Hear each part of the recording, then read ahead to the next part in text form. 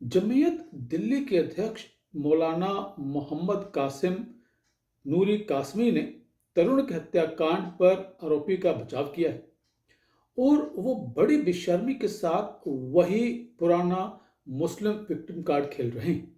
इन शांति दूतों का विजन बिल्कुल क्लियर है। क्लियर पहले भी था और आगे भी बिल्कुल क्लियर रहेगा, और वो ये कि वो अच्छे से जानते हैं और मानते हैं कि वो और हिंदू एक साथ नहीं रह सकते।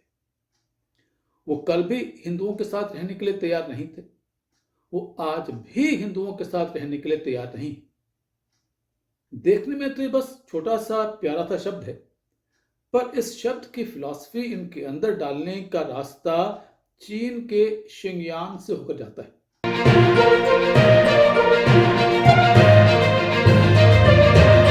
नमस्कार, सत श्री अकाल, वंदे मातरम।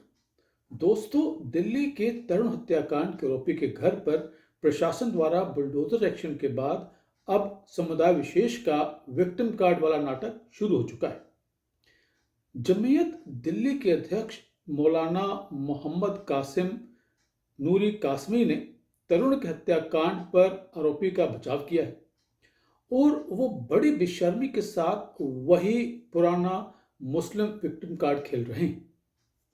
वो आरोपी के साथ पूरी सहानुभूति रखते हैं, जबकि जो व्यक्ति मरा है उसके लिए उनके पास किंतु परंतु जरूर है।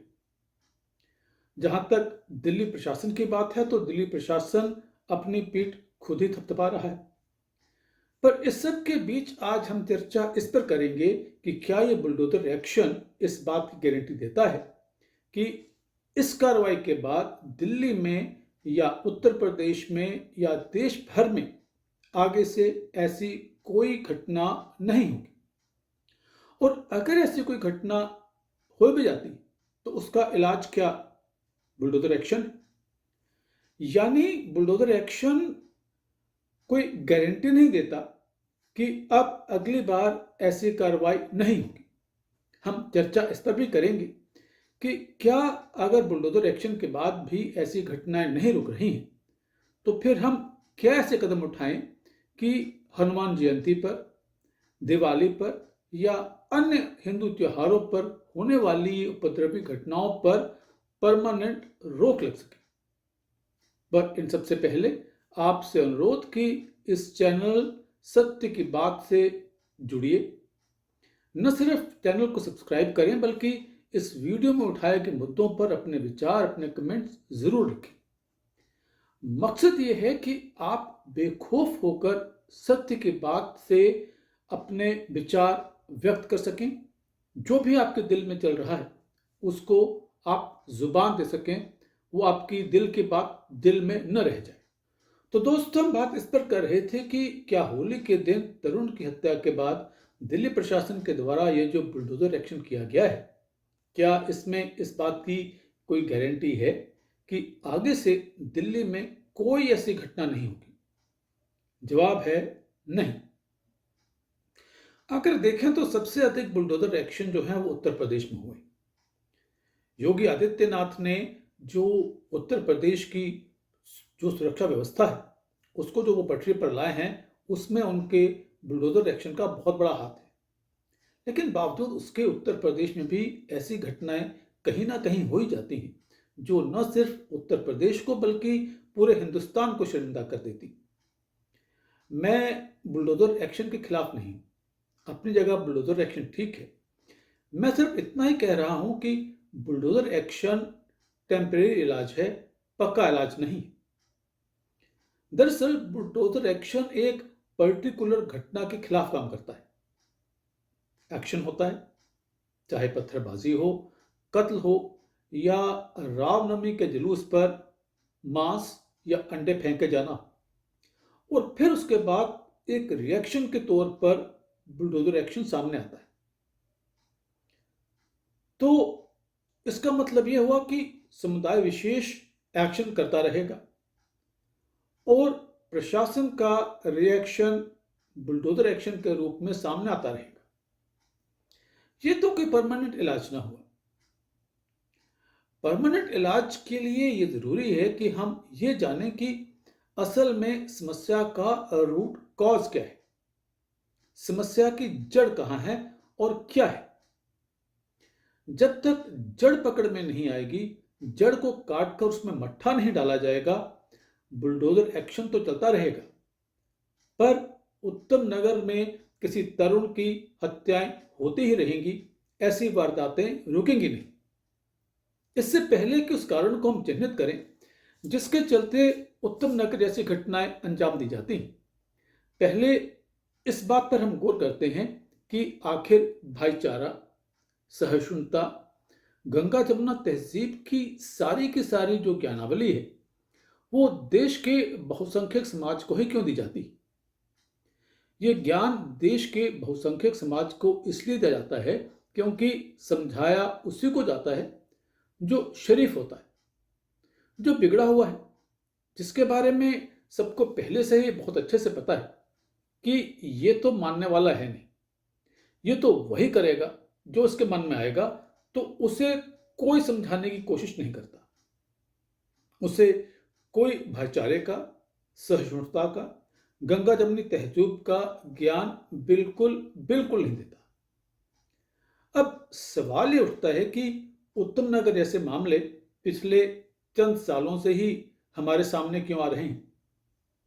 क्या कांग्रेस के राज में सब अच्छा था?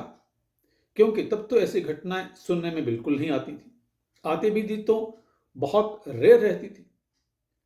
सच तो यह है कि तब ये घटनाएं होती थी और आज से ज्यादा होती थी, पर तुष्टीकरण के चलते ऐसे मामलों की रिपोर्टिंग तक ही नहीं होती थी। तब तो अखबारों पर प्रत्यक्ष या अप्रत्यक्ष या कई बार दोनों तरह से सरकार का पूरा पूरा नियंत्रण रहता था, और रहे रेडियो और टीवी, वो तो होते ही सरकारी थे। तो तब आज के उत्तम नगर जैसे कांड होते तो कहीं ज्यादा थे, पर लोगों के सामने नहीं आते थे। और फिर वो दौर सोशल मीडिया का भी दौर नहीं था। ऐसा नहीं था कि कहीं कुछ हुआ और रेडियो और टीवी पर खबर आने से पहले फेसबुक, एक्स या इंस्टाग्राम पर वो चीज लोगों के पास तुरंत के तुरंत पहुंच गई। आज जिन घटनाओं को हम दिल्ली के उत्तम नगर, उत्तर प्रदेश के संभल या बंगाल के मुर्शिदाबाद में होते देखते हैं, उसका बीजारोपण सच तो ये है कि सन 47 से पहले ही हो गया था, जब एक अलग मुल्क दे दिए जाने के बावजूद भी शांति प्रिय समुदाय को हाथ जोड़कर मिन्नतें करके देश में रखा गया कि वो यहां रहें और ये सुनिश्चित करें कि पूरे देश का वातावरण शांतिपूर्ण बना रहे। और आप देखिए कि वो इस काम को कितनी मुस्तैदी के साथ निभा रहे हैं। कश्मीर में भी उनके चलते हर जगह शांति है, उनकी शांतिपूर्ण गतिविधियां वहां लगातार जारी हैं। और बंगाल में भी और दिल्ली में भी या गाहे बगाहे जहां भी वो कर सकते हैं, उत्तम नगर जैसी शांतिपूर्ण कृत्य वो करते ही रहते हैं। एक्चुअली सच बात तो यह है कि इन शांति दूतों का विजन बिल्कुल क्लियर है, क्लियर पहले भी था और आगे भी बिल्कुल क्लियर रहेगा। और वो ये कि वो अच्छे से जानते हैं और मानते हैं कि वो और हिंदू एक साथ नहीं रह सकते। वो कल भी हिंदुओं के साथ रहने के लिए तैयार नहीं थे, वो आज भी हिंदुओं के साथ रहने के लिए तैयार नहीं। कोएग्जिस्टेंस उनकी विचारधारा में है ही नहीं। वो सह अस्तित्व में विश्वास ही नहीं करते। जियो और जीनो दो का सिद्धांत उनका नहीं है। वो मारो या मर जाओ इसमें विश्वास करते हैं, आज से नहीं, सदियों से। इतिहास उठा के देख लीजिए, ये जहां जहां गए हैं वहां की सभ्यता, संस्कृति और धर्म का इन्होंने समूल नाश किया है तलवार के दम पर। वो तो भारत था जहां धर्म की जड़ें इतनी गहरी थी कि लोगों ने अपने गर्दनें कटवा दी पर धर्म को नहीं छोड़ा। और ये वही फ्रस्ट्रेशन है, वही कुंठा है जो कभी उत्तर प्रदेश के संभल में निकल करके सामने आ जाती, तो कभी दिल्ली के उत्तम नगर में होली के मौके पर किसी तरुण की हत्या के रूप में ये चीज सामने आती। मारना, काटना, यही इनका जिंदगी का लक्ष्य है। इनको लगता है कि इसी से ही इनको 72 हुरों की प्राप्ति होगी। तो अब सवाल ये कि हल क्या है? कोई हल है भी या नहीं? दोस्तों, सच बात तो यह है कि हल तो है पर आसान नहीं, और इसे समझना कोई बहुत मुश्किल भी नहीं है, क्योंकि जब समस्या गंभीर होती है तो हल भी आसान नहीं होता। हल है इनको बहुत सिंपल सा, कि इनको सेक्युलर बनाना है। देखने में तो ये बस छोटा सा प्यारा सा शब्द है, पर इस शब्द की फिलॉसफी इनके अंदर डालने का रास्ता चीन के शिंगयान से होकर जाता है। कभी सोचा है आपने कि चीन में कभी दिल्ली के उत्तम नगर जैसी घटनाएं क्यों नहीं होती? क्या वहां ये शांतिपूर्ण लोगों का समुदाय नहीं है? क्या वहां शांति दूतों की जमात नहीं है? है, बिल्कुल है। पर फर्क यह है कि यहां बुलडोजर चलता है और वहां सड़कों और चौराहों पर टैंक चलते हैं। कोई मदरसा नहीं, कोई स्पेशल स्टेटस नहीं, कोई मुस्लिम यूनिवर्सिटी नहीं, कोई अल्पसंख्यक का विक्टिम कार्ड नहीं, कोई छोटी सलवार और बड़ी कमीज नहीं, और जिनके दिमाग में इस्लामी सल्तनत का बुखार कुछ ज्यादा है, उनके लिए पूरे के पूरे शहर हैं डिटेंशन सेंटर वाले। और उसमें भी सबसे बड़ी बात है कि कोई मीडिया कवरेज नहीं, कोई लाइट्स कैमरा एक्शन, बिल्कुल नहीं, कुछ भी नहीं। अब आप कहेंगे कि ये कैसे हो सकता है हमारे यहां? वो तो चीन है, वो तो कर सकता है, हम कैसे करें? ठीक है, अगर ऐसा है फिर या तो आप चीन बनिए, नहीं तो जो आपने दिल्ली के उत्तम नगर में देखा है उसे अपने मोहल्ले, परिवार या घर में देखने के लिए तैयार रहिए। चॉइस आपकी। और ये मैं आपको बिल्कुल साफ साफ बता दूं कि आपके पास अधिक चॉइसेस हैं नहीं। दोस्तों, आज के इस संगीन मुद्दे के बारे में आपका क्या ख्याल है? हमें प्लीज प्लीज प्लीज कमेंट करके जरूर बताइए। अगर आप हमारे विचारों से सहमत हैं, आपको लगता है कि जो हम कह रहे हैं वो ठीक है, तो इस वीडियो को लाइक करें, शेयर करें और इस चैनल को सब्सक्राइब तो जरूर जरूर करें।